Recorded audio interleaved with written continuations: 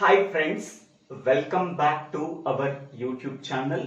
Today we have to discuss about program interrupt and the types of program interrupts in computer architecture course, computer organization course and computer organization and architecture course. First of all, what is program interrupt? Program interrupt refers to the transfer of program control from a currently running program to the another service program as a result of internal or external generated request. The control returns to the main program once the service program is executed. Okay, now this can be explained with one example. So this is one main program and this is another service program. Now we are executing the instructions in the main program. At instruction I, an interrupt can be occurred as a result of internal or external generated request. Whenever an interrupt is occurred at instruction I, the program control can be transferred from the currently running instruction to the another service program. The control return back to the original program once all the instructions in the service program has been executed. Now the control return back to the I+1 instruction. Now we are executing the instructions in the main program. In this way, the program control can be transferred from a currently running program to another service program. Once all the instructions in the service program has been executed, the control return back to the main program.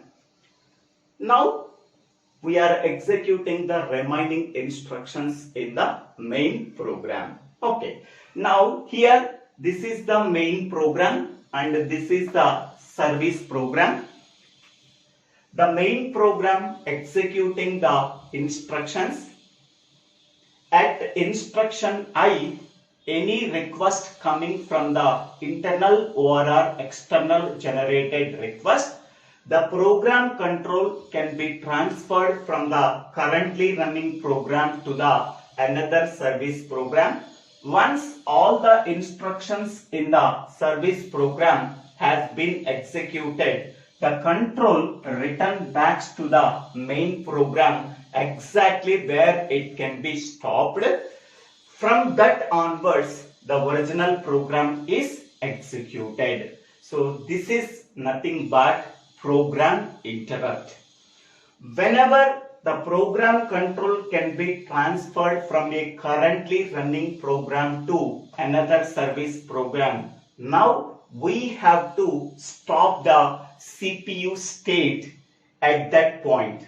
The CPU state is nothing but the content of the program counter, the content of all processor registers, the content of all status bit conditions. Okay, so this is nothing but state of your CPU. The state of the CPU can be stored in a stack and status register. To know where it can be returned to the main program after the service program has been executed. Once we are returning the control from service program to main program, it can fetch the CPU status from the top of the stack and status register. Now the original program can be resumed the execution. Okay, in this way program interrupt works. We can go for the types of interrupts. So there are three major types of interrupts that cause a break in the normal execution of a program. First one is external interrupt.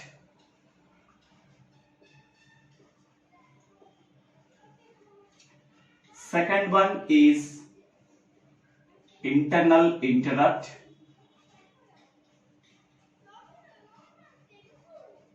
Third one is software interrupt.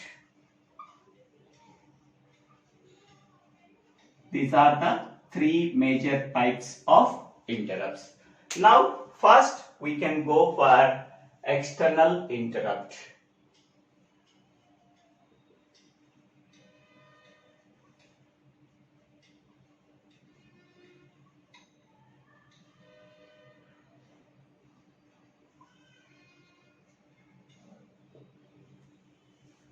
Now, external interrupt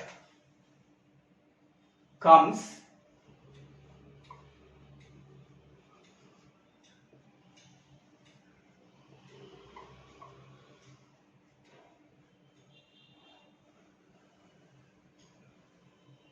first one is from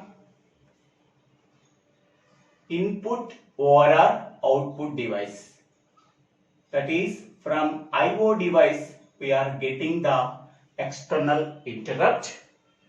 Second one is from a timing device. That means because of timer we are getting the external interrupt. And third one is from a circuit monitoring the power supply.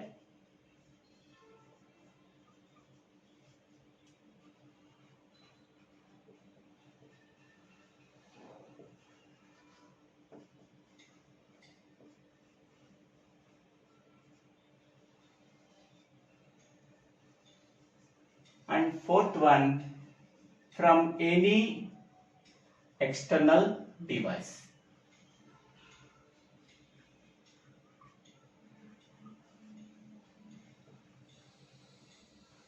So external interrupts comes from an input or output device, or from a timing device, or from a circuit monitoring the power supply, or from any external device. So from these 4 points we may get the external interrupts. Now what are the examples that cause external interrupts? First one is IO device requesting transfer of data. IO device requesting transfer of data.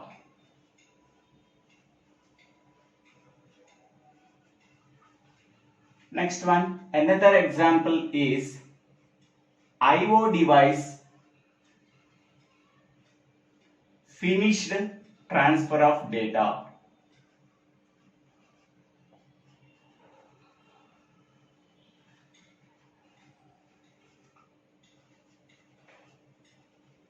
And third one is elapsed time of an event. Elapsed time of an event or power failure. So these are the examples for external interrupt. Okay, external interrupt comes from an input or output device. External interrupts comes from a timing device. External interrupt comes from a circuit monitoring the power supply. External interrupts comes from any external device. Okay, what are the examples of external interrupts? Whenever IO device requesting transfer of data. Second one, IO device finished transfer of data. Third one, elapsed time of an event or a power failure. So these are the examples of external interrupt, and external interrupt comes from these 4 possibilities. Next we can go for internal interrupt.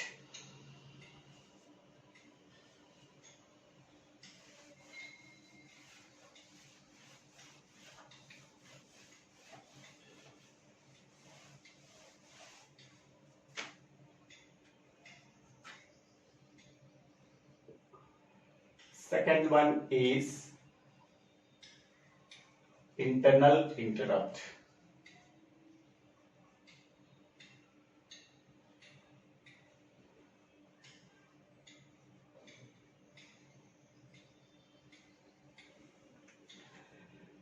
Internal interrupt arised from an illegal or erroneous use of an instruction or data.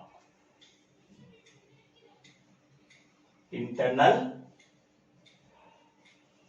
interrupt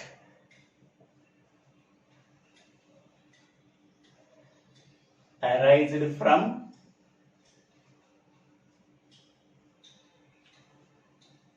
an illegal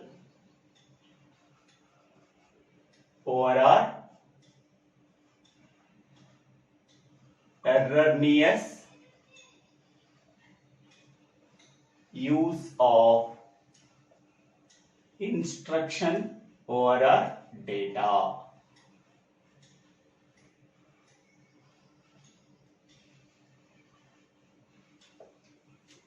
So internal interrupt can be arised from illegal instructions or erroneous use of an instruction and data.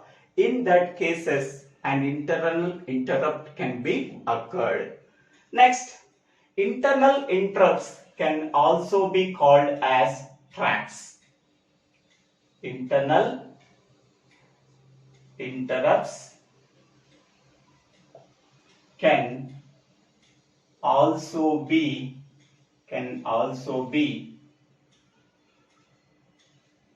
called as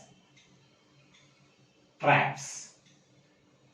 The another name for internal interrupts are called as traps. Next one, the examples that cause the internal interrupts are, so first one is register overflow.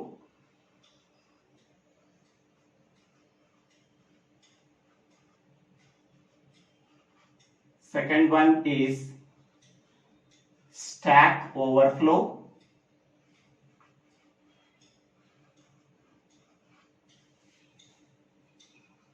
Third one, an invalid operation code.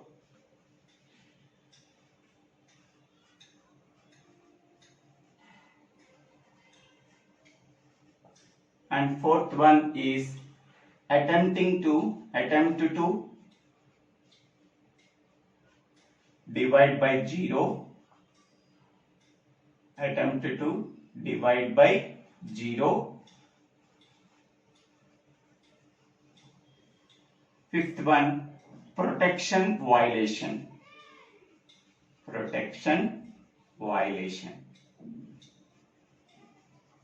So these are the examples for internal interrupts.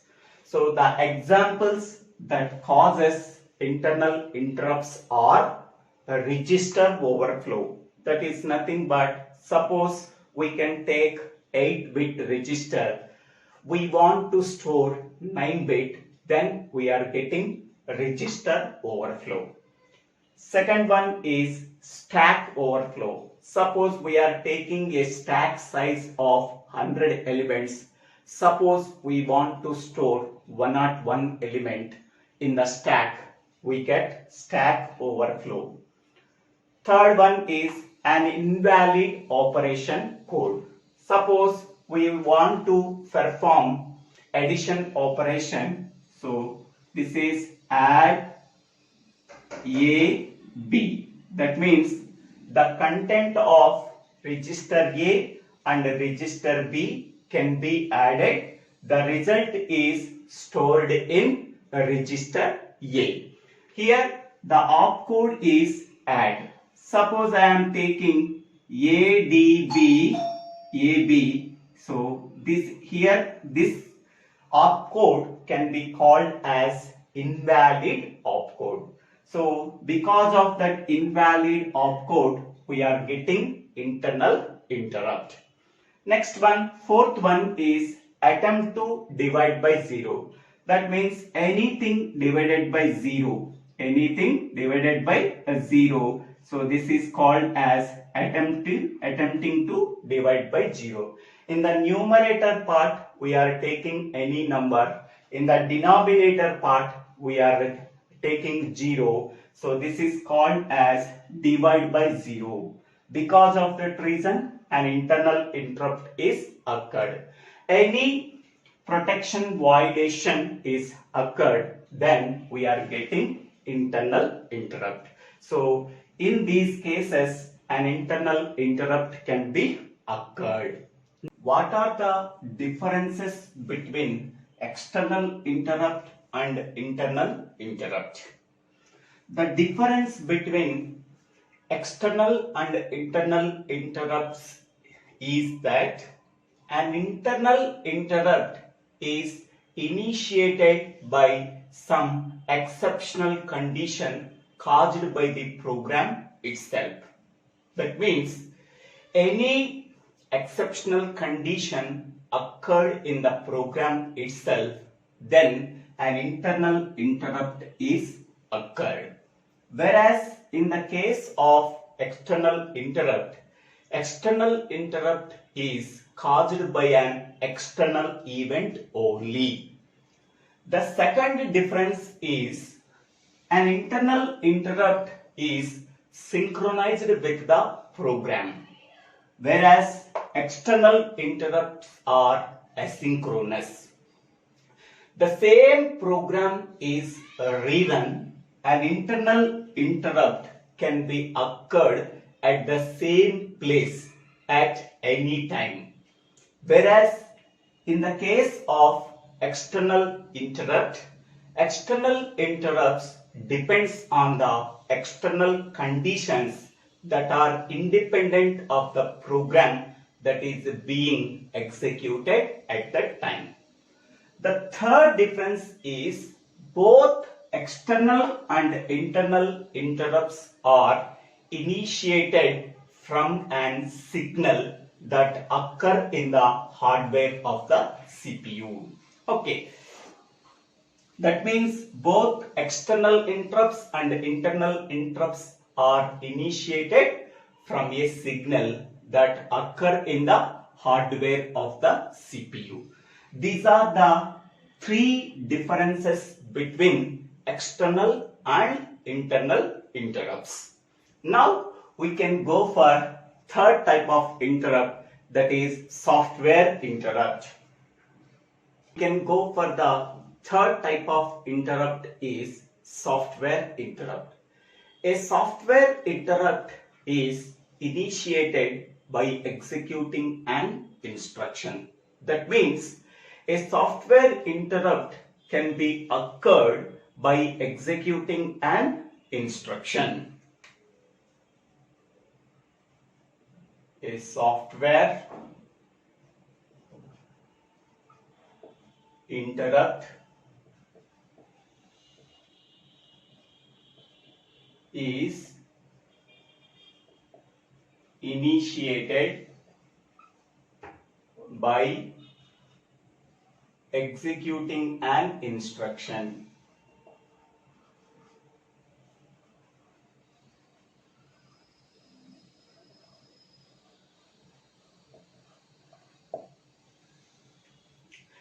A software interrupt can be used by the programmer to initiate the interrupt procedure at any desired point in the program.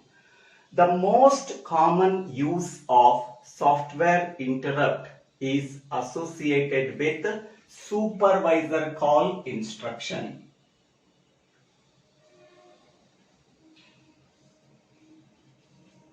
The most common use of software interrupt is associated with supervisor call instruction.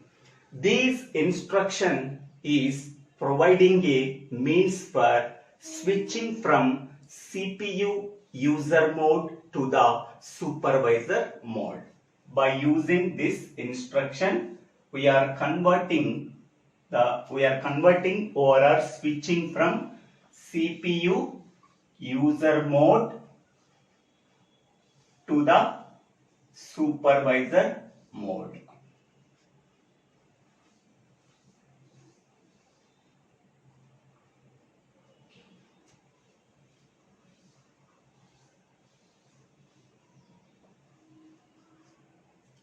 The most common use of software interrupt is associated with an instruction called supervisor call instruction. The supervisor call instruction provides a means for switching from CPU user mode to the supervisor mode. A certain operations in the computer may be assigned to the supervisor mode only. At that time, we have to switching from CPU user mode to the supervisor mode by using an instruction called supervisor call instruction. This instruction is associated with the software interrupt. Now, what is the example of software interrupt? The example for software interrupt is a complex input-output transfer procedure. Complex input or output transfer procedure.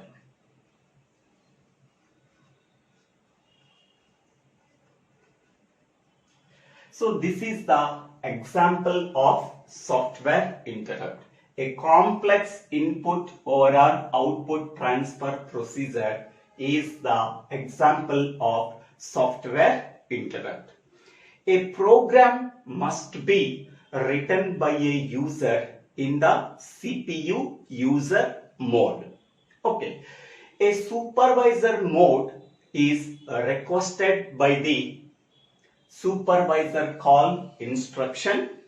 This instruction stores the old CPU state and brings it into a new PSW belongs to the supervisor mode. The calling program simply passes that information to the operating system in order to specify the particular task that is requested. Okay, so that means to perform this complex input or output transfer procedure, first a program can be written by a user. That program can be run in the user mode. Okay, when an input or output transfer procedure is required, a supervisor mode is requested by the supervisor call instruction. By using that instruction, we are switching from CPU user mode to the supervisor mode. By using this instruction stores the old CPU state and brings into a new program status word belongs to the supervisor mode only. After switching from CPU user mode to the supervisor mode, the calling program simply pass that information to the operating system in order to specify the particular task requested. Okay, so here in that example we have to use two modes. One is CPU user mode and another one is CPU user mode, another one is supervisor mode. Okay, to perform this transfer procedure, we are requiring these two modes, CPU user mode and supervisor mode. First, a program can be written by the user that can be run in the only CPU user mode. Whenever any input or output transfer procedure is required, by using that instruction, we are switching from CPU user mode to the supervisor mode. Once we are getting the supervisor mode, this instruction stores the old CPU state and brings into a new program status word that belongs to the supervisor mode. After getting the supervisor mode, the calling program simply calls simply pass that information to the operating system in order to specify the task that is requested.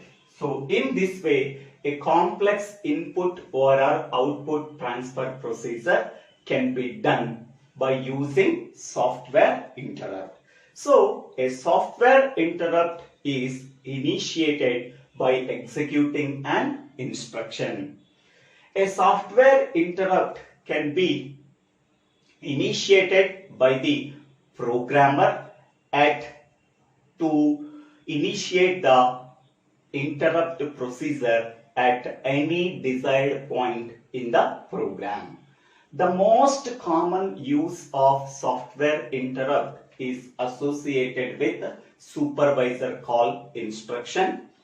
By using that instruction, we are switching from CPU user mode to the supervisor mode. Certain operations in a computer that can be assigned to the supervisor mode only.